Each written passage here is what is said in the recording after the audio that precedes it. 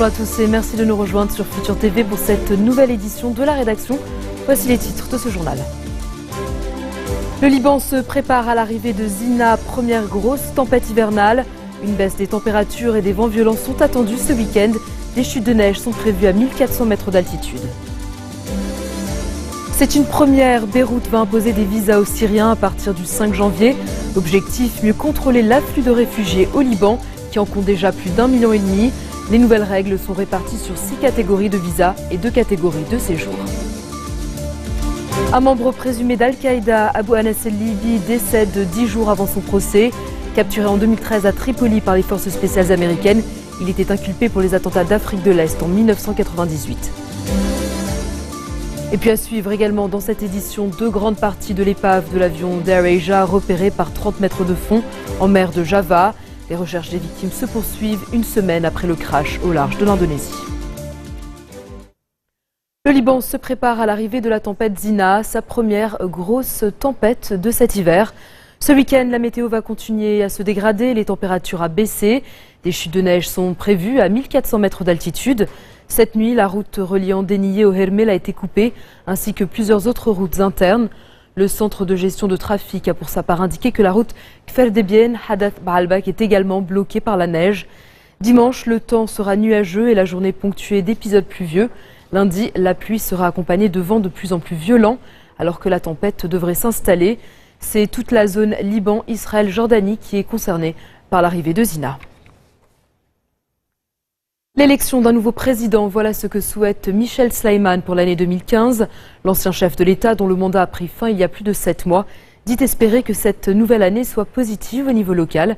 Il estime qu'un dialogue transparent est nécessaire à l'élection de son successeur et à la lutte contre les défis constitutionnels et sécuritaires.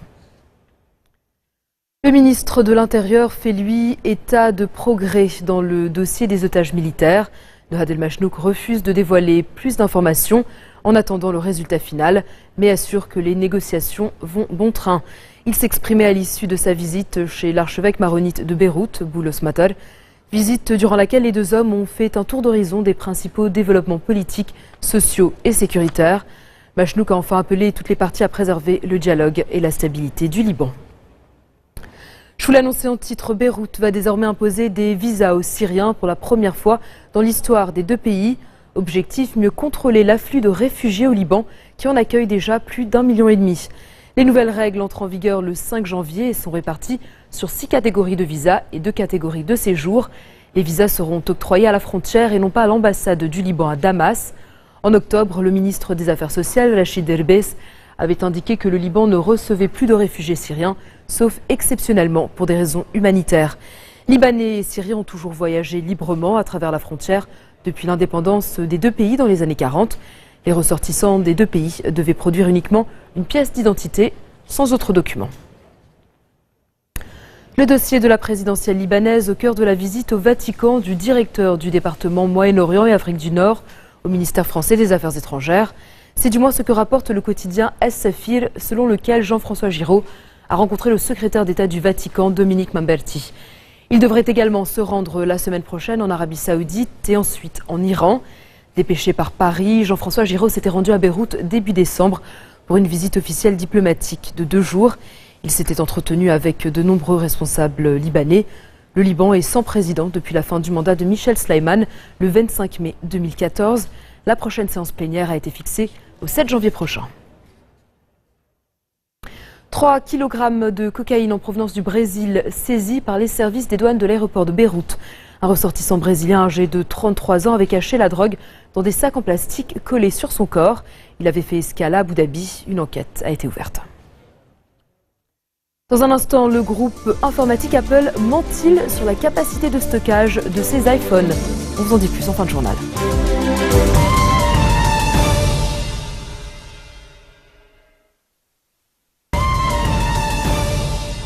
Retour sur le plateau de l'info de Futur TV. C'est une première depuis la création de la République turque en 1923.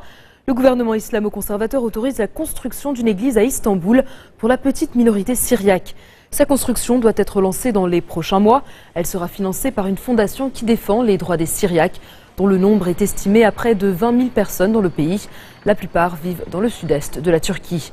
Des églises ont été restaurées ou rouvertes au public, mais aucune nouvelle église n'a été construite ces dernières décennies. Les chrétiens sont ultra minoritaires et parfois victimes d'attaques en Turquie, pays à 99% musulmans mais laïques et où le régime est accusé par ses détracteurs de dérives islamistes. Le pape François a effectué une visite en Turquie fin novembre, visite lors de laquelle il s'était inquiété de la situation précaire des chrétiens d'Orient, menacés par les djihadistes en Irak et en Syrie. Abu Anas el-Libi, décédé à New York, ce Libyen était accusé par Washington d'avoir pris part aux attentats d'Al-Qaïda contre 2 ambassades américaines d'Afrique de l'Est en 1998. Son procès devait s'ouvrir le 12 janvier. Le terroriste présumé était âgé de 50 ans et atteint d'un cancer du foie. Selon son avocat, son état s'était détérioré ces dernières semaines. Abu Anas el-Libi, de son vrai nom, Nazih Abdelhamid Rayi, avait longtemps figuré sur la liste des hommes les plus recherchés du FBI, qui avait offert une récompense de 5 millions de dollars pour sa capture. Traqué pendant plus de 15 ans, il est finalement capturé en 2013 à Tripoli par les forces spéciales américaines.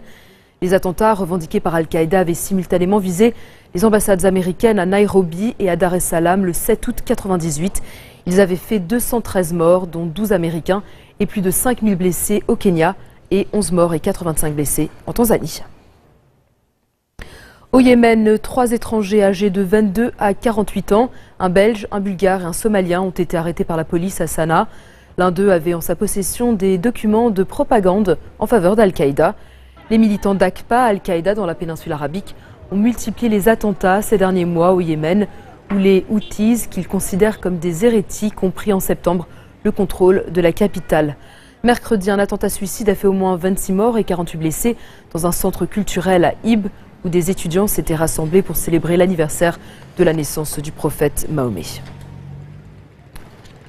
7 jours après la disparition de l'avion d'Air Asia, 2 grandes parties métalliques ont été retrouvées par 30 mètres de fond au sud de Bornéo, en Indonésie. Jusqu'ici, seuls des débris avaient été repêchés. Dès que la météo le permettra, des plongeurs doivent explorer l'endroit.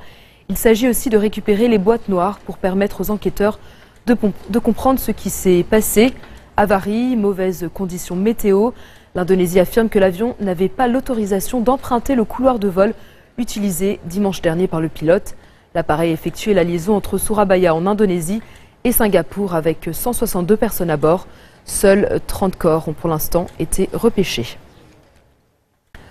Secouru par les gardes-côtes italiens, le cargo Esadine est arrivé hier soir dans le port de Calabre en Italie avec ses quelques 450 migrants. Des hommes, des femmes ainsi que des enfants, ils seraient tous d'origine syrienne, d'après les médias italiens. Le navire immatriculé en Sierra Leone avait été repéré jeudi soir. Il serait parti de Tartous en Syrie avant d'être abandonné par l'équipage.